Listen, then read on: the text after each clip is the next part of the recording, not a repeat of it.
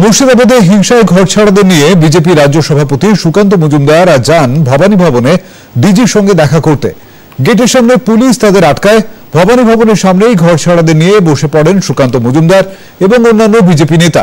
প্রায় 2 ঘন্টা অবস্থান বিক্ষোভের পরে ঘরছাড়াদের 12 জনের প্রতিনিধি দলকে নিয়ে ভেতরে ঢোকবার অনুমতি দেওয়া হয়। তাদের সঙ্গে কথা বলে তাদের অভিযোগ শুনলেন রাজ্য পুলিশের মহানির্দেশক রাজীব কুমার। এরপর কেন্দ্রীয় শিক্ষা প্রতিমন্ত্রী সুকান্ত মজুমদার বলেন, বিজেপির নৈতিক জয় হয়েছে, ডিজি দেখা করতে বাধ্য হওয়ায়।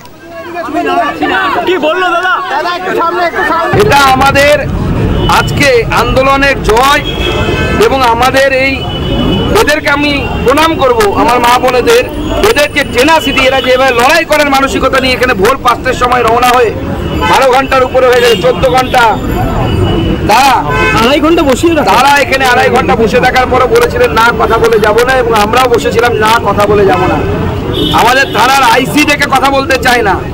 আজকে পুলিশ প্রশাসন এবং ডিজি পুলিশ বিজেপির এই আন্দোলনের ফলে এবং যারা আমাদের পরিবারগুলো যারা এসেছে তাদের এই আন্দোলনের ফলে আমাদের সমস্ত বিধায়ক, সাংসদ, প্রাক্তন সাংসদ থেকে শুরু করে জেলার যারা এসেছেন তাদের প্রত্যেকের এই টেনাসিটির জন্য, লড়াইয়ের জন্য এটা বিজেপির মোরাল ভিক্টরি।